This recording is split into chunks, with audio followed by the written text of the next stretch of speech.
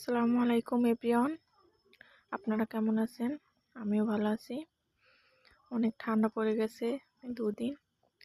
আমরা এখন রোদে বসেছি। এখানে বিড়ালটাও বসে আছে আমাদের সাথে সাথে। আমার ছেলে আবার ওকে নিয়ে খেলা করতেছে। দেখেন কিভাবে ওকে ধরতেছে।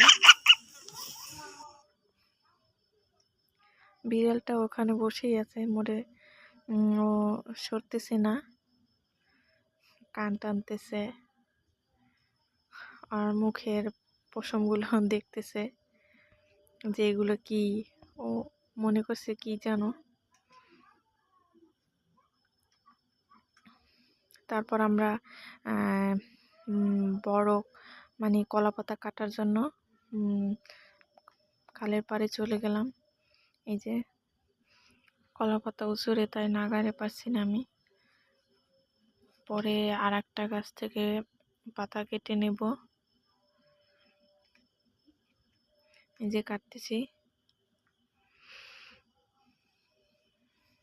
যে কাটা হয়ে গেলে আমি এই যে তারপর আমি মাছটা মরিচের গুঁড়া, হলুদের গুঁড়া, সরিষার তেল দিয়ে তারপর মেখে নিচ্ছি।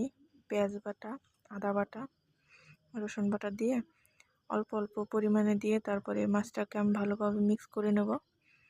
মিক্স করা হয়ে গেলে তারপর আমি ওই কলা পাতায় দিয়ে দেব।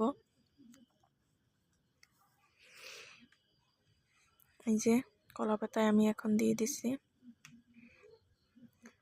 এটা মিলে ভালোভাবে চারপাশে দিয়ে দিতে হবে পাতলা করে। এই যে আমার দেওয়া হয়ে গেছে।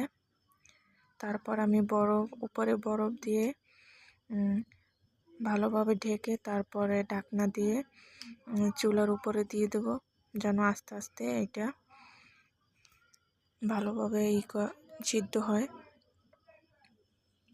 চুলায় কোনো আঁচ দিয়ে দেওয়া যাবে না। এই যে আমি বসিয়ে দিলাম, কম জাল দিয়ে এটা করতে হবে, রান্না করতে হবে। তারপর আমি আর একদিকে আমার আম্মু বরবটি, আলু, চিংড়ি মাছ দিয়ে রান্না করতেছে। আমি আবার একটু নাড়তে এলাম।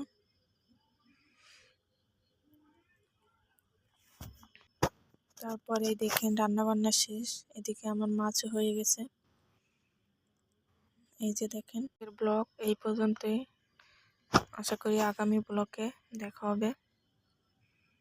এই পর্যন্ত সবাই ভালো থাকেন, সুস্থ থাকুন। আল্লাহ হাফেজ। আসসালামু আলাইকুম রহমতুল্লাহি ওয়া বারাকাতুহু।